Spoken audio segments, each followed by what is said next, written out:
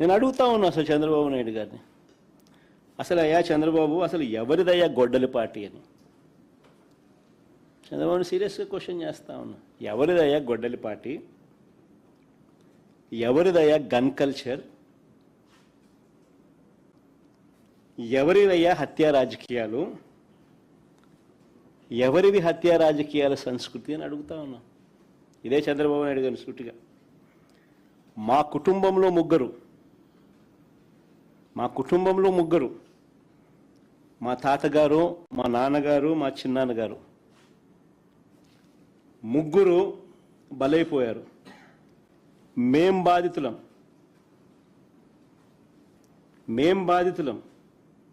కానీ మాపైనే వీళ్ళు తప్పుడు రాజకీయాలు చంద్రబాబు నాయుడు గారు చేయిస్తారు. మా తాతగారు రాజారెడ్డి గారిని చంపింది ఎవరు అని అడుగుతా ఉన్నా చంద్రబాబు నాయుడు గారిని. టీడీపీ వాళ్ళు కాదా? ఈ ఘటన చంద్రబాబు ముఖ్యమంత్రిగా ఉన్నప్పుడు కాదా జరిగింది అని అడుగుతా ఉన్నా. 1999 అసెంబ్లీ ఎన్నికలకు ఏడాది ముందు, 1999 చంద్రబాబు నాయుడు గారు ముఖ్యమంత్రిగా ఉన్నారు. 1999 ఎన్నికలకు ముందు, ఏడాది ముందు చంద్రబాబు నాయుడు గారు ముఖ్యమంత్రిగా ఉన్నప్పుడు మా తాతగారిని రాజారెడ్డి గారిని చంపారు. కేవలం నాన్నగారిని రాజశేఖర రెడ్డి గారిని పులివెందులకి కట్టడి చేయాలి అన్న ఒక్క రాజకీయ కోణంతో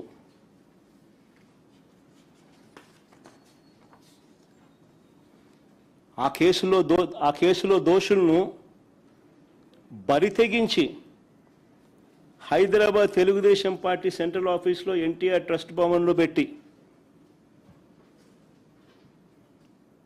అధికార దుర్వినియోగం చేసి వాళ్ళని రక్షించినారు, జైలుకు కూడా పంపకుండా.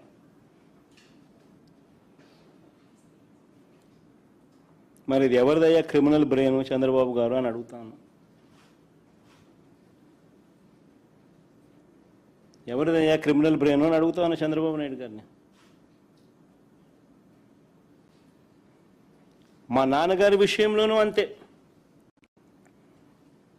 మా నాన్నగారు చనిపోక మునుపు 2-3 రోజుల కిందట అసెంబ్లీ సమావేశాలు జరుగుతూ ఉన్నాయి. అప్పట్లో ఆ అసెంబ్లీ సమావేశాలు క్లిప్పింగ్స్ ఒకసారి చూడండి మీరు కూడా. చంద్రబాబు నాయుడు గారు అన్న మాట అసెంబ్లీలో, నువ్వు అసెంబ్లీకి ఎలా వస్తావో నేను చూస్తానన్నాడు. చంద్రబాబు నాయుడు గారు అన్న ఈ మాట తర్వాత 2-3 రోజులకి నాన్నగారు చనిపోయారు. Helicopter accident.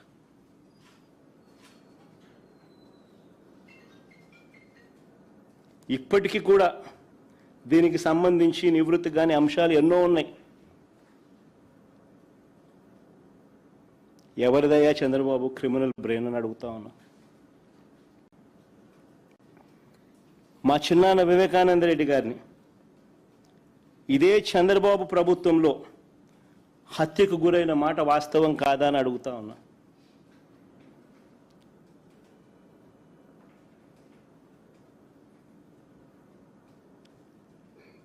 వైసీపీ పార్టీ కోసం, అవినాష్ రెడ్డి కోసం తాను క్యాంపెయిన్ చేస్తూ ఉన్నాడు. జమ్మలమడుగుకు పోయి క్యాంపెయిన్ చేసి వచ్చినాడు.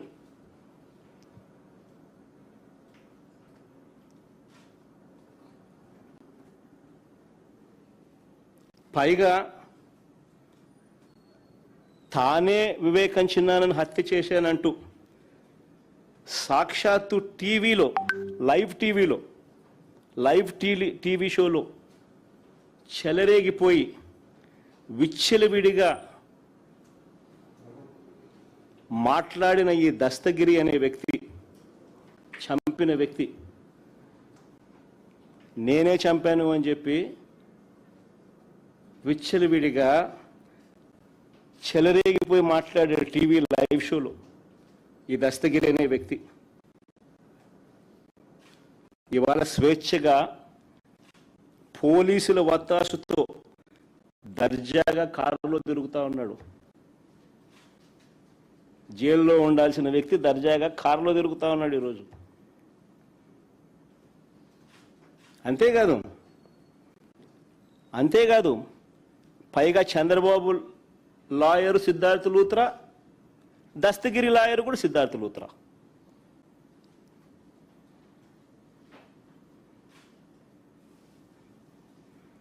మరి ఎవరిదయ్యా చంద్రబాబు క్రిమినల్ బ్రెయిన్ అని అడుగుతా ఉన్నా.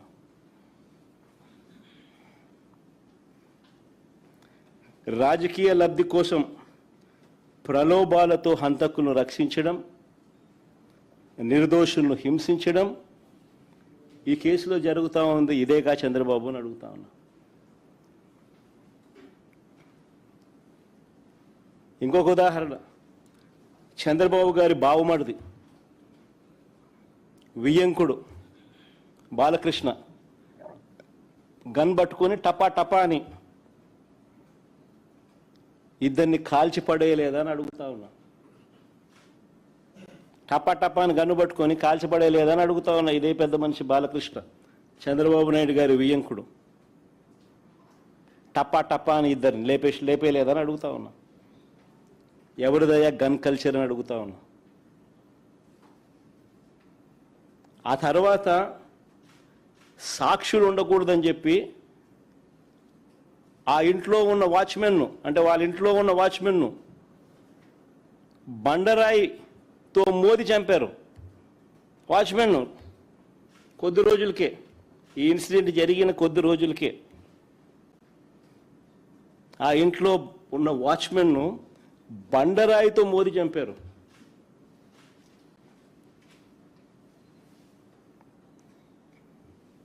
ఇంకొక ఇన్సిడెంట్, పాపం ఎన్టీఆర్ గారు అబ్బాయి హరికృష్ణ గారు యాక్సిడెంట్లో ఆయన చనిపోతే పరామర్శ కోసం అని చెప్పి పోయి చంద్రబాబు నాయుడు గారు పోయి కేటీఆర్తో పొత్తులపై చంద్రబాబు మాట్లాడారు శవాన్ని పెట్టుకొని.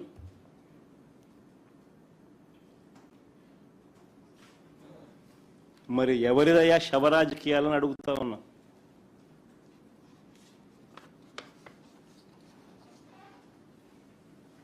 అంతేకాదు, సొంత కూతుర్నిచ్చి రాజకీయ జీవితాన్ని ఇచ్చిన సొంత మామ, తండ్రితో సమానమైన ఎన్టీఆర్ గారిని వెన్నుపోటు పొడిచి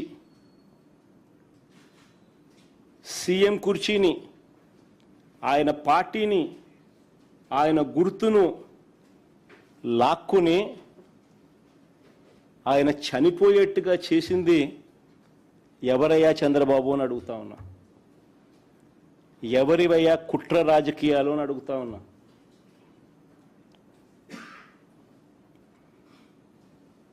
మరో ఇన్సిడెంట్, వంగవీటి మోహన్ రంగారావు గారు ఒక టైగర్.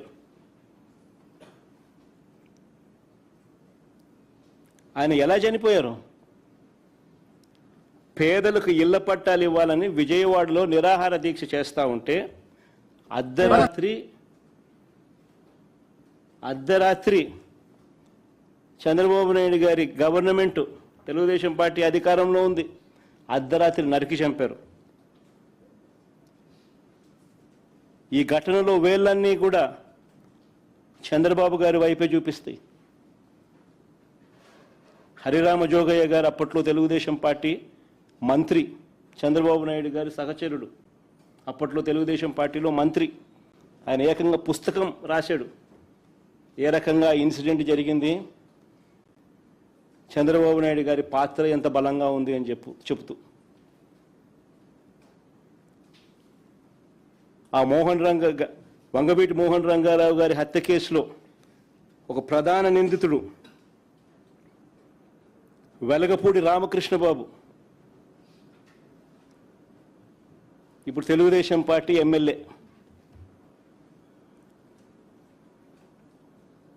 ఇప్పటికీ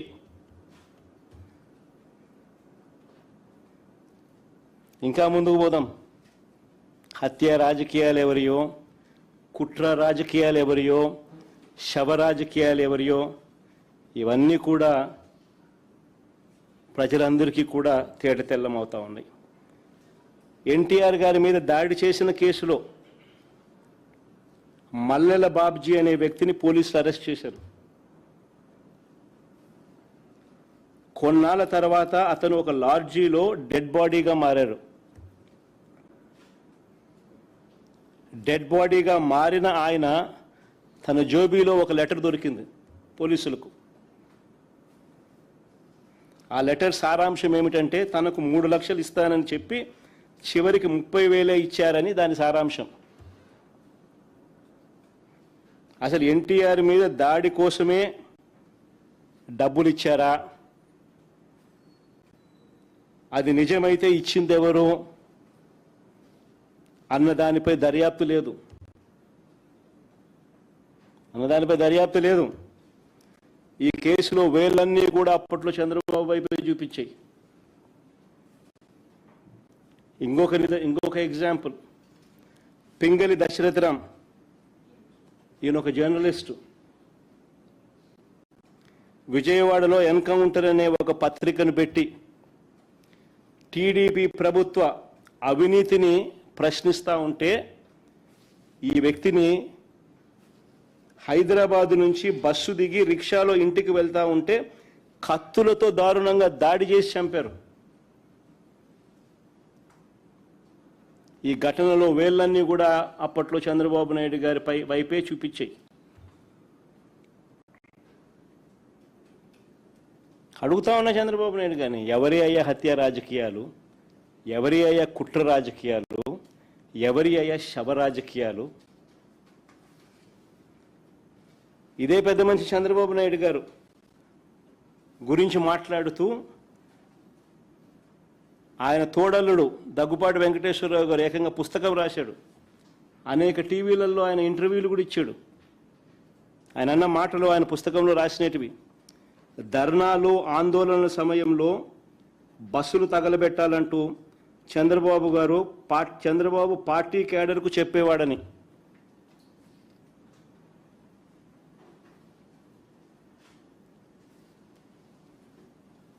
బస్సులు తగలబెట్టకపోతే ఆ ధర్నాలు కావంట.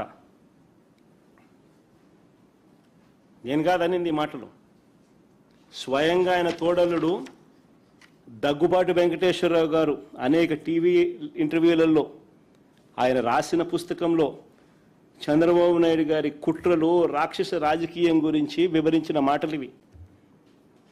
హరిరామ్ జోగయ్య గారి గురించి కూడా నేను ఇంతకుముందే చెప్పారు. ఆయన కూడా చంద్రబాబు నాయుడు గారి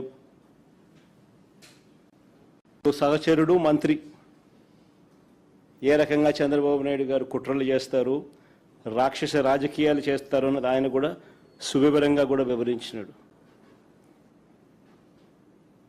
హత్యలతోనూ, వెన్నుపోట్లతోనూ, శవాలతోనూ, కుట్రలతోనూ రాజకీయాలు చేస్తున్నది చంద్రబాబు అయితే,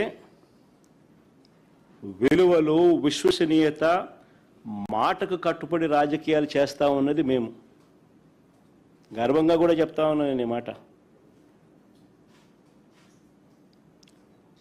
వైఎస్ఆర్ కాంగ్రెస్ పార్టీ జగన్ గురించి నేను ఒకటే గర్వంగా కూడా చెప్తా ఉన్నా. జగన్ మంచోడు కాబట్టే మా తాతను రాజారెడ్డి గారిని చంపిన వాళ్ళు ఈ రోజుకి కూడా ప్రశాంతంగా బతుకుతూ ఉన్నారు. జగన్ చెడ్డోడైనంటే వాళ్ళంతా బతుకుండే వాళ్ళ. మా తాతగారిని దారుణంగా నరికి చంపిన వాళ్ళంతా ఈరోజు ప్రశాంతంగా ఇప్పటికీ ఉన్నారు. జగన్ నైజం ఎలాంటిది, జగన్ మనస్తత్వం ఎలాంటిది అని నిదర్శనం అది.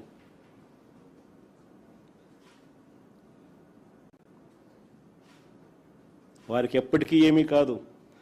ఎందుకనంటే మాకు నేర్పించింది రాజకీయాలు ఎలా చేయాలని మాకు నాన్న నేర్పించింది. హత్యలు చేయమని కాదు, చంద్రబాబు నాయుడు గారి మాదిరి ప్రజలకు మంచి చేసి మంచి పేరు తెచ్చుకొని రాజకీయాలు చేయాలని. అది చంద్రబాబుకు మాకు ఉన్న డిఫరెన్స్. రాజకీయాల్లో ఎవరికి కుట్రలు అవసరమో, ఎవరికి కుట్రలు, గొడ్డళ్ళు, గుణపాలు అవసరమో ప్రజలకు బాగా తెలుసు.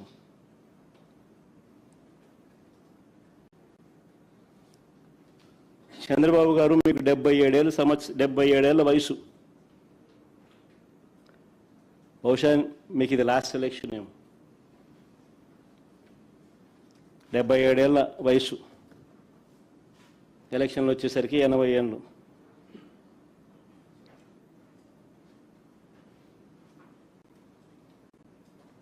ఈ వయసులో కూడా ఇలాంటి దౌర్భాగ్యమైన రాజకీయాలు చేయడానికి సిగ్గుగా నీకు అనిపించడం లేదా చంద్రబాబు అని అడుగుతా ఉన్నా.